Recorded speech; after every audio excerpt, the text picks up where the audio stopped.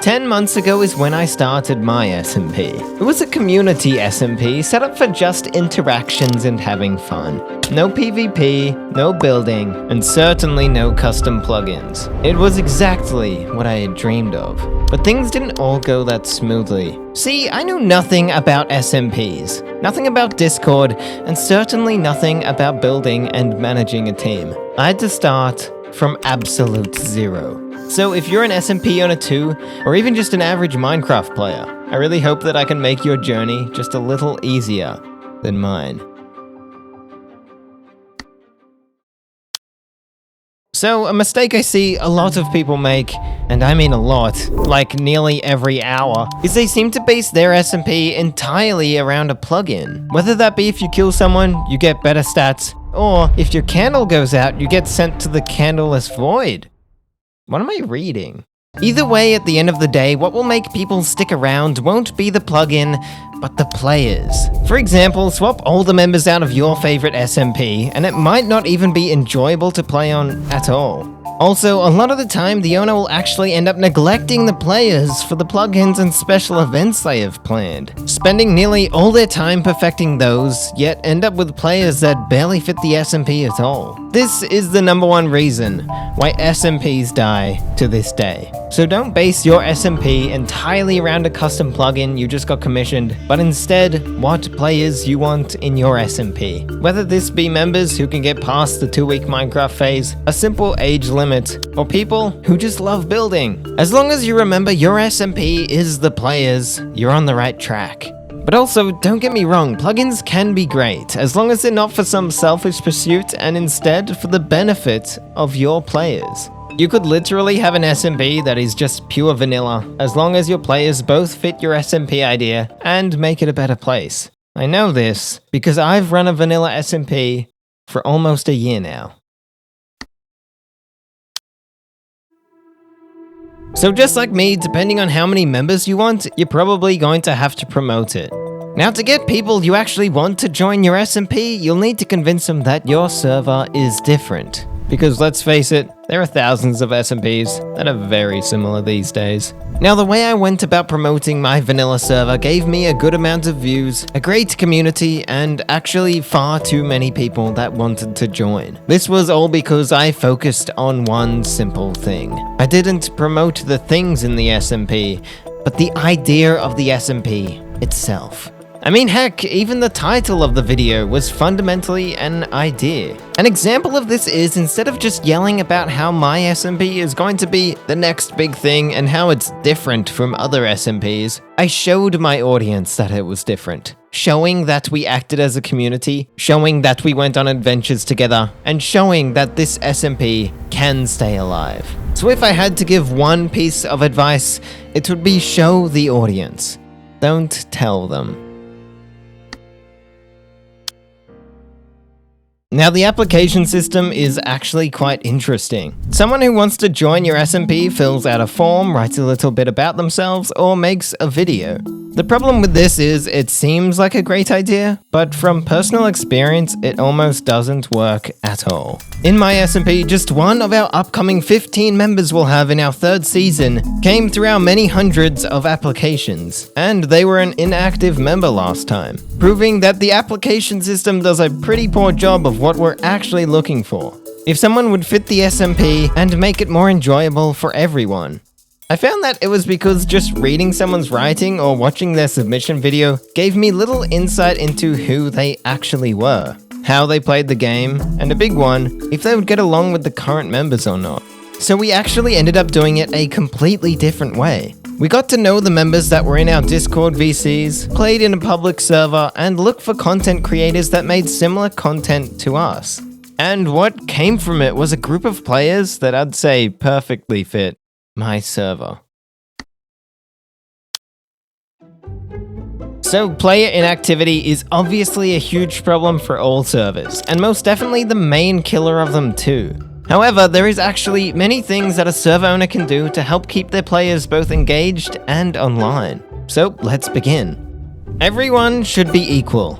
Without everyone feeling equal, they will eventually leave. I mean this, of course, in terms of permissions. Hermitcraft does this by opping all their players. Though if you're just starting an SMP, I would not consider that for obvious reasons. Others don't op anyone at all and instead use their server's console to fix issues. And for my server, well, I just op my second account, so people know exactly when I'm using perms. To clarify though, this will obviously work differently for different servers and different members. You just gotta figure out what's right for your SMP.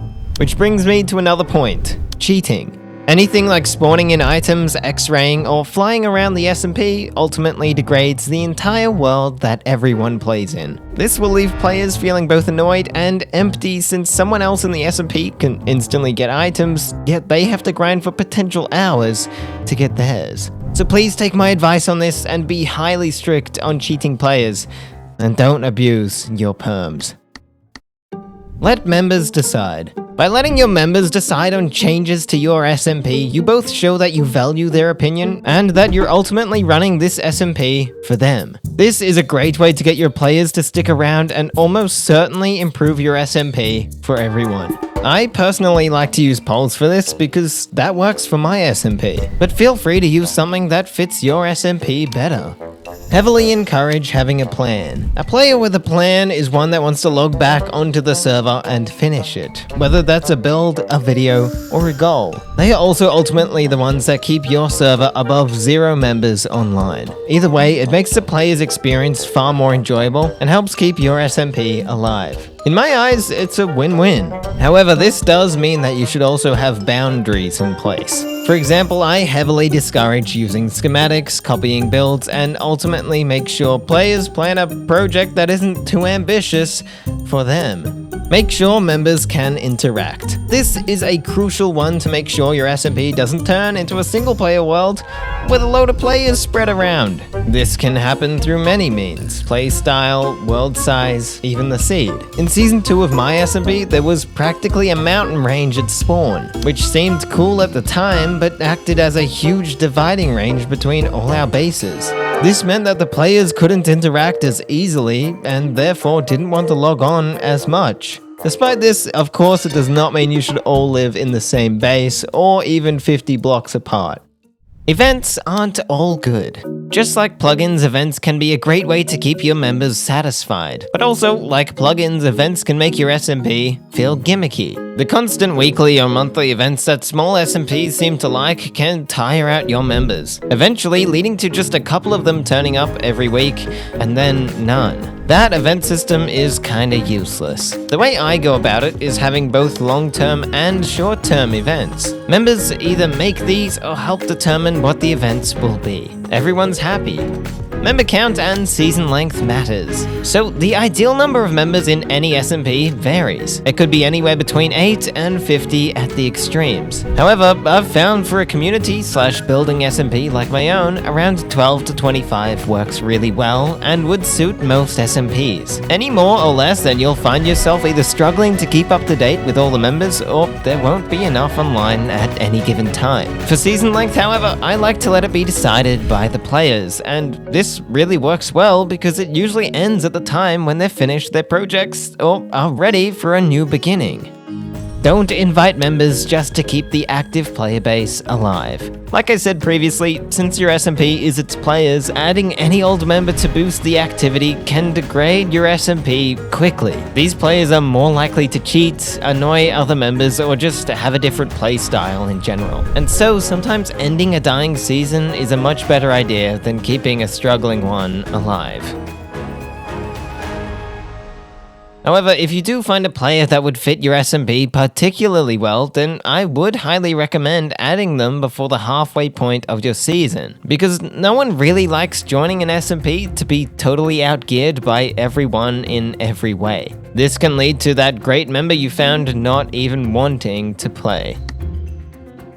So you've probably seen the ads. Well, a general piece of advice is don't rent a server from the companies that advertise the most. It might seem counterintuitive, but in order to advertise more than other servers, they need to jack up their prices, and thus making it a terrible investment for everyone. However, if you're wondering what I use, well, after many hours of research, I've concluded that the smaller server hosts are actually fairly well priced. Modern servers are very well priced, but upgrading to a physical server takes the cake every time. For any long-term investment, it would easily pay itself off in a year. But if you're like me and don't want to get into physical servers just now, I'd highly recommend a modern server.